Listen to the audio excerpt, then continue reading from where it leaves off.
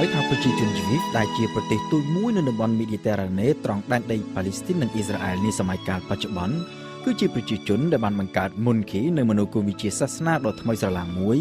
ដែលមានមូលដ្ឋានលើជំនឿថាព្រះពិតមានតែមួយគឺព្រះជាម្ចាស់ដែលបានបង្កើតនិងមានអំណាចលើអ្វីៗទាំងអស់នៅលើចក្រវាឡទាំងមូលមនោគមវិជ្ជាសាសនារបស់ពួកជីវិតនេះគេឲ្យឈ្មោះថាសាសនាយូដាក៏ប៉ុន្តែកាលពី2000ឆ្នាំមុនសាសនាយូដានេះបានបែកមែកធៀងទៅជាសាសនាថ្មីមួយទៀតគឺគ្រិស្តសាសនាសាសនាយូដារបស់ជនជាតិជីវិត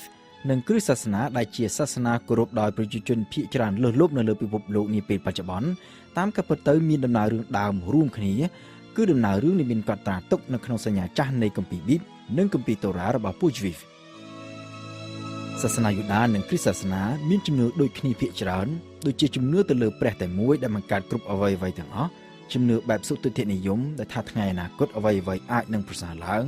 ហើយមនុស្សជាតិចាំបាច់ត្រូវតែខិតខំប្រឹងប្រែងដើម្បីឲ្យស្ថានភាពរបស់ខ្លួនបានប្រសើរឡើងមនុស្សចាំបាច់ត្រូវតែចេះងើបឡើងឬបំរាស់ពីការជិះជាន់ដោយមិនត្រូវដេករងចាំវាសនាឬប្តីផ្ដួលទទួលភាពអយុត្តិធម៌ដោយចាត់ទុកថាជាផលដែលទទួលបានមកពីកម្មដែលខ្លួនបានធ្វើពីមុន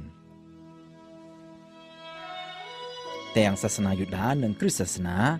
សុទ្ធតែមានជំនឿដូចគ្នាថាព្រះបានបង្កើតមនុស្សទាំងអស់ឲ្យមានសិទ្ធិស្មើគ្នាមិនថាស្រីមិនថាប្រុសមិនថាជាតិសាសន៍ឬពណ៌សម្បុរអ្វីនោះទេដែលនេះគឺជាចំណុចចាប់ផ្ដើមមួយដែលឈានទៅបង្កើតទស្សនៈទាននៃសិទ្ធិមនុស្សជាសកលនៅក្នុងពិភពលោកនាពេលបច្ចុប្បន្នក៏ប៉ុន្តែសាសនាយូដានិងគ្រិស្តសាសនាបានដើរមកដល់ផ្លូវបំបែកជាមួយនឹងការចាប់កំណើតរបស់ព្រះយេស៊ូវនៅស្រុកណាហ្សារ៉េតដែនដីអ៊ីស្រាអែលការចាប់កំណើតដែលជាចំណុចចាប់ផ្ដើមនៃសករាជថ្មីក្នុងប្រតិទិនរបស់ពិភពលោកបច្ចុប្បន្នគឺគ្រិស្តសករាជសម្រាប់អ្នកកាន់គ្រិស្តសាសនាគេមានជំនឿថាព្រះយេស៊ូវគឺជាព្រះសង្គ្រោះដែលគេហៅថាព្រះយេស៊ូវគ្រីស្ទដែលមកជួយរំដោះមនុស្សពីអំពើបាបនិងពីទំនៀមទម្លាប់ដ៏ចាស់គំរិលនិងដ៏តឹងតែងរបស់សាសនាយូដាដូចជាការកាត់ស្បែកនិងការហាមឃាត់មិនឲ្យទទួលទានសាច់សត្វនេះឬសត្វនោះជាដើមម្យ៉ាងទៀតតាមសេចក្តីបង្រៀនរបស់ព្រះយេស៊ូវព្រះជាម្ចាស់ទ្រង់គឺជាវិញ្ញាណដែលមានវត្តមាននៅគ្រប់ទីកន្លែងទាំងអស់ហើយមិនមែននៅតែក្នុងវិហារនោះទេដូច្នេះមនុស្សគ្រប់គ្នាទាំងអស់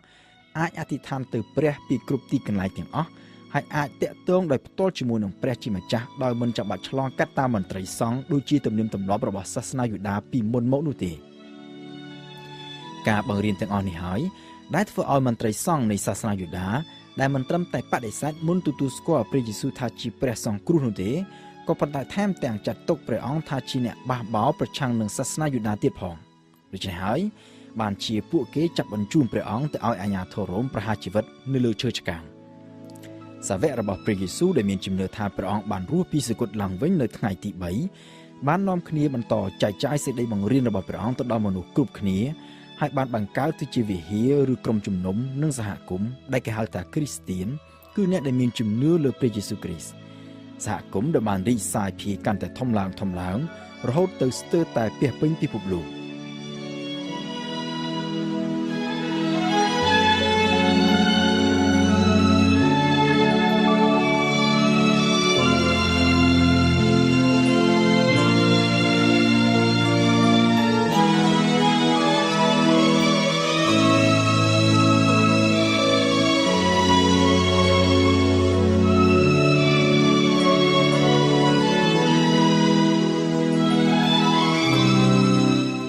ក្នុងពេលបច្ចុប្បន្ននេះគ្រិស្តសាសនាគឺជាសាសនាដែលមានអ្នកគោរពច្រើនជាងគេបង្អស់នៅលើពិភពលោក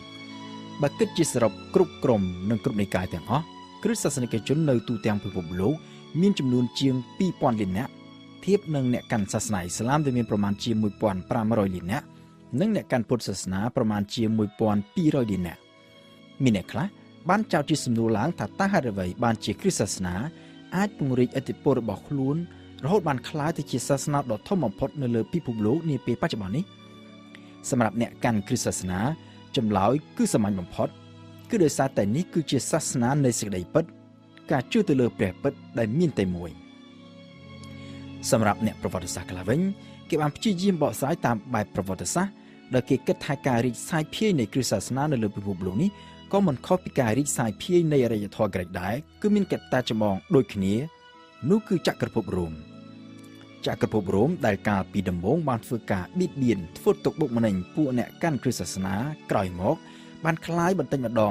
ងទៅជាចក្រភពនៃគ្រិស្តសាសនានៅសតវត្សទី4នៃគ្រិស្តសករាជអធិរាជនៃចក្រភពរ៉ូមឈ្មោះកុងស្តង់តាំងដែលកាន់អំណាចពីឆ្នាំ306ដល់ឆ្នាំ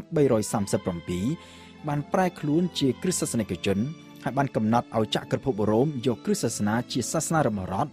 ហើយឥទ្ធិពលនៃគ្រិស្តសាសនាក៏បានរីកសាយភាយទៅតាមអំណាចនៃចក្រភពរ៉ូមដែនដីរ៉ូមទៅដល់ត្រឹមណាឥទ្ធិពលនៃគ្រិស្តសាសនាក៏បានទៅដល់ទីនោះក៏ប៉ុន្តែដោយសារតែចក្រភពរ៉ូមត្រូវបានពុះចែកជាពីរគឺចក្រភពរ៉ូមខាងលិចដែលមានរាជធានីនៅរ៉ូមនិងចក្រភពរ៉ូមខាងកើតមានរាជធានីនៅកុងស្តង់ទីណូបអាជ្ញាធរគ្រប់គ្រងវិហារគ្រិស្តសាសនាក៏មានការបែងចែកជាពីរដែរគឺគ្រិស្តសាសនាខាងកើតនៅកុងស្តង់ទីណូបនិងគ្រិស្តសាសនាខាងលិចនៅទីក្រុងរ៉ូមនៅពេលដែលចក្រភពរ៉ូមត្រូវដួលរលំនៅឆ្នាំ476នៃគ្រិស្តសករាជគ្រិស្តសាសនាខាងកើតនិងខាងលិចក៏ត្រូវស្ថិតក្រោមអំណាចនយោបាយដាច់ពីគ្នាស្រឡះហើយគ្រិស្តសាសនាទាំងពីរក៏បានចាប់ផ្ដើមដើរតាមគន្លងផ្លូវផ្សេងគ្នាបន្តិចម្ដងរហូតដល់ឆ្នាំ1054ក៏បែកទៅជានិកាយពីរដាច់ស្រឡះពីគ្នា